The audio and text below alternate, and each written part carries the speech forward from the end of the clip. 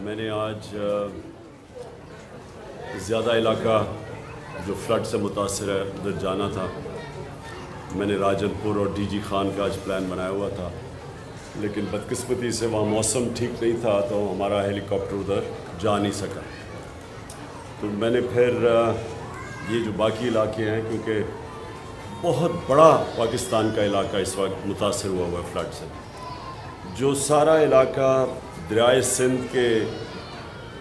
Right hand پہ ہے، یعنی سجے ہاتھ پہ جو سندھ کا جو سارا علاقہ، جو یہ پہاڑی سلیمان رینج جتنی بھی پہاڑی علاقے ہیں، ان سے جو تیز ان کے اوپر جو بارشیں ہوئی اور جو بڑی تیز سپیڈ پہ چشمے اور یہ نالے آ رہے ہیں، انہوں نے سب سے زیادہ نقصان پہنچایا. اس کا نقصان کا ابھی تک ہم اندازہ لگا رہے ہیں، کیونکہ یہ صورتحال ایسی ہے کہ 2010 جو ایک بہت بڑا دریائے سندھ کے اندر جب فلڈ آیا تھا، وہ بہت بڑا ہم سانیہ سمجھتے تھے، لیکن جو ابھی تک رپورٹس آ رہی ہیں یہ 2010 سے بھی بڑا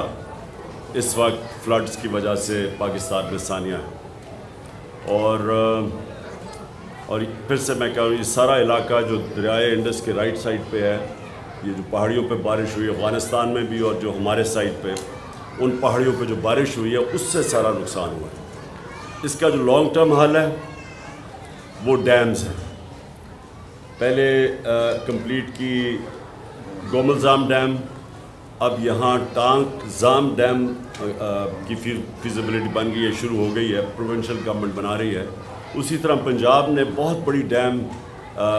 ایک آگے جا کے ڈی جی خان میں، یہی جو پانی نے تباہی مچائی ہے، اس کو ایک بڑی ڈیم بنانے کا پلان تھا ان کا، اور وہ جب سے ہماری حکومت گئی وہ بیچ میں رہ گئی ہے. لیکن وہ پھر حال اس کا یہی ہے کہ یہاں سارا اس جو ہماری مغرب کی پہاڑی ہیں، جو سلیمان رینج ہے، اس کے اوپر ساری جگہ چھوٹی چھوٹی ڈیمز بن جائیں، تو یہی پانی جو اتنا نقصان کر رہا ہے، یہی پانی ایک ایسی چیز بنے گا کہ ملک کا بڑا اثاثہ بن جائے گا. ان علاقوں میں ہمیں پتہ ہے بارشیں کم ہوتی ہیں، پانی کم ہوتا ہے، لوگوں کو بڑی دقت ہوتی ہے پانی کی. تو یہ جب اس طرح کا ایک بارشیں زیادہ ہوتی ہیں اور سیلاب آتا ہے، تو یہ ہمارے لیے فائدہ ہو سکتا ہے اگر ہمارے پاس ڈیمز ہوں اور ہم اسی پانی کو روک لیں، اور یہ پھر پانی ساری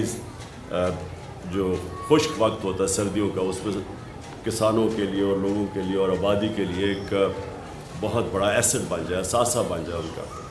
تو یہ تو لانگ ٹرم حل ہے. اور ہم نے جو اپنے دور میں 10 ڈیمز کا پلان کیا ہے، 50 سال کے بعد بڑی ڈیمز بھی بنا رہے ہیں. اور ہمارا جو پائپ لائن میں تھیں، اب پتہ نہیں ان کا کیا سٹیٹس ہے جب سے ہماری حکومت گئی ہے، لیکن میں آج یہ ضرور کہوں گا کہ پاکستان کے لیے ڈیمز بہت ضروری ہیں. وہ ضروری اس لیے ہیں کہ اس ملک میں پہلی پانی کی کمی ہے،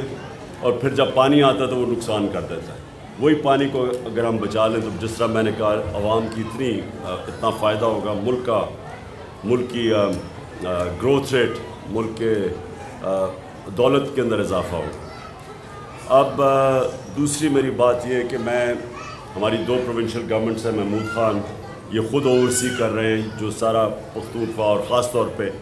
ڈی آئی خان کے اندر جو نقصان ہوا ہے، یہ خود اوورسی کر رہے ہیں اس کا. میں نے کل بھی پنجاب کے سی ایم چودھری پرویز الہی سے بات کی تھی، ان سے بھی ہم پورا کانسنٹریٹ گورنمنٹ کی ہوگی کہ جو علاقوں کے اندر نقصان ہوا ہے، ڈی جی خان اور راجن پور میں خاص طور پہ جدھر زیادہ نقصان ہوا ہے، ادھر وہ پورا زور لگائیں گے. سندھ اور بلوچستان بہت متاثر ہوئے ہیں. سندھ کے اندر تو سب سے زیادہ اس وقت نقصان ہے، اور اس کے لیے ساری قوم کو مل کے اس کا سامنا کرنا پڑے گا. جو بھی ہماری فیڈرل گورنمنٹ ہے اور جو 2 پروونشل گورنمنٹس ہیں بلوچستان کی اور سندھ کی، ان کو اس وقت پورا ساری کنسنٹریشن کرنی پڑے گی. سب کچھ چھوڑ کے، سندھ میں خاص طور پہ جس طرح کی تباہی مچی ہے، سب کچھ چھوڑ کے ان کو، جو لوگ اس وقت بہت مشکل میں ہیں، ان کے لیے ان کی مدد کرنی چاہیے. میرے پہ بڑا پریشر پڑا ہوا ہے کہ میں چندہ اکٹھا کروں اس کے لیے، فلڈز کے لیے، میں ابھی تک یہ بہت بڑی ذمہ داری، جب لوگوں سے آپ پیسہ اکٹھا کرتے ہیں بہت بڑی ذمہ داری، تو میں جب تک مجھے پورا نہ پتہ چلے کہ میں اس پیسے کو کدھر لگا سکتا ہوں جس سے لوگوں کو فرق پڑے،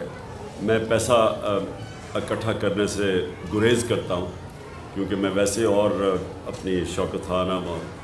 تیسرے ہاسپٹل کے لیے بھی پیسہ اکٹھا کر رہا ہوں، اور اس کے لیے بھی نمل یونیورسٹی کے لیے، اور دوسرا القادر یونیورسٹی، اس کے لیے بھی سب خیراتی ادارے ہیں، یعنی ساروں کے لیے، عام لوگوں کے لیے، مستحق لوگوں کے لیے مفت تعلیم بھی، اور شوکت خانہ میں مفت علاج بھی ہے۔ تو اس لیے جب میں کوئی نئی پروجیکٹ لیتا ہوں کہ اگر اس کے لیے ہمیں پیسہ اکٹھا کرنا ہے، تو میں یہ پہلے سوچتا ہوں کہ کیا میں وہ پیسے کو پہلے تو دیانتداری سے خرچ بھی کر سکتا ہوں کون سے پروجیکٹ کے لیے۔ تو میں اس لیے ابھی تک کوئی، مجھے پریشر کے باوجود میں کوئی ابھی تک فنڈ ریزنگ نہیں کر رہا، جب تک مجھے پوری طرح اندازہ نہ ہو جائے کہ کتنا بڑا ڈیمیج ہے، کتنا پیسہ میں اکٹھا کر سکتا ہوں، کیونکہ جتنے پیسے کی ضرورت ہے وہ صرف گورنمنٹ سے اس وقت اتنا پیسہ خرچ کر سکتی ہے، اور گورنمنٹس کو کرنا چاہیے، کیونکہ یہ میں جتنا مجھے انفارمیشن آتی جا رہی ہے، اتنا بڑا پاکستان میں سیلاب سے نقصان 2010 میں، جس میں بہت نقصان ہوا تھا، تب بھی اتنا نقصان نہیں ہوا جتنا آج ہوا ہے۔ تو میں جائزے لے رہا ہوں، میں آج بھی اور بھی جگہ پہ ٹور کر رہا ہوں اور چیک کر رہا ہوں کہ ہم مل کے بحیثیت قوم، ہم مل کے کیسے ہم اب وہ لوگ جو بڑی مشکل میں ہیں، ہم ان کی کیسے مدد کر سکیں۔ ملک کی بہتری صرف ایک چیز میں ہے کہ یہاں ایک مضبوط اور ایک سٹیبل گورنمنٹ آئے، تاکہ اس ملک میں سیاسی طور پہ استحکام ہو۔ جب تک سیاسی استحکام نہیں ہوگا، معاشی استحکام نہیں ہو سکتا، اور ہماری معیشت اس وقت اتنی مشکل حالات میں ہے، جب سے سازش کے تحت ہماری حکومت کو ہٹایا گیا اور یہ امپورٹڈ حکومت آئی ہے، تو ہر چیز، مہنگائی آسمانوں پہ چلی گئی ہے، جو عام آدمی کے کھانے پینے اور استعمال کرنے کی چیزیں، جس کو کنزیومر پرائس انڈیکس کہتے ہیں، اس کے نے سارے ریکارڈ توڑ دیے ہیں۔ اس وقت مہنگائی کی 42% پہ پہنچ گئی ہے، جب ہم تھے تو 16% پہ تھی۔ تو جو عام آدمی کی زندگی ہے وہ مشکل ہوتی جا رہی ہے، اور جو معیشت ہے وہ نیچے جا رہی ہے۔ سو اس کا صرف ایک ہی حل ہے، صاف اور شفاف الیکشن۔ تو یہ ساتھ ساتھ میں آپ کو واضح کر دوں کہ ہم نے میں اپنی پوری کوشش کروں گا، اپنی ساری دونوں گورنمنٹس کو بھی موبلائز کروں گا، اور میں جو عمران ٹائیگرز ہیں، جو ہمارے جو اس وقت رضاکار ہیں ہمارے، جن کی ضرورت پڑے گی ان سیلاب زدہ علاقوں میں ان کو بھی اب پورا موبلائز کر رہا ہوں۔ میں بلکہ نئی جوائننگ شروع کر رہا ہوں عمران ٹائیگرز کی، تاکہ ہمارے پاس فورس ہو جو جا کے ان علاقوں میں کام کرے۔ تو میں اس سیلاب کے لیے بھی اب پورا کام کروں گا،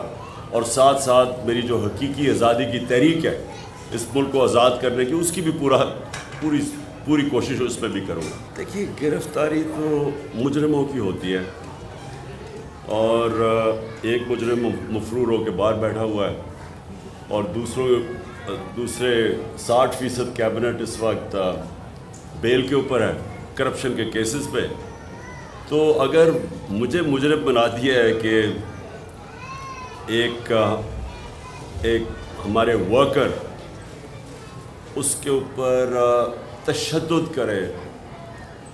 کسٹوڈیل ٹارچر کرے، اس کو جنسی تشدد کرے، اور میں کہوں کہ جو لوگ ذمہ دار ہیں ان کے اوپر میں قانونی کارروائی کروں گا، اس کے اوپر اگر مجھے دہشت گرد بنا دیتے ہیں، تو کیا پاکستان کی عوام اس کو قبول کرے گی؟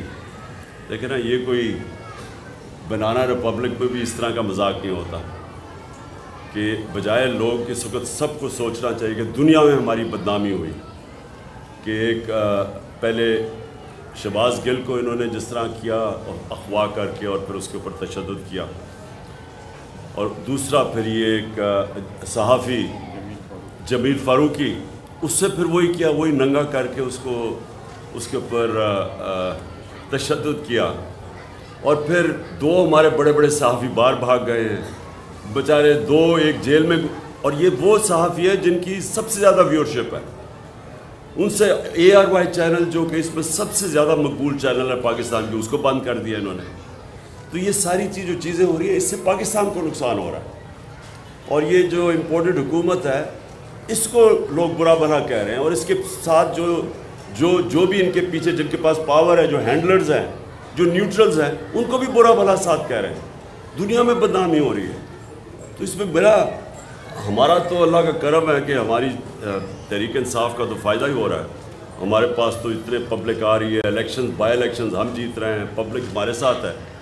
نقصان تو پاکستان کو ہو رہا ہے، اور پاکستان صرف نکلے گا صاف اور شفاف الیکشن.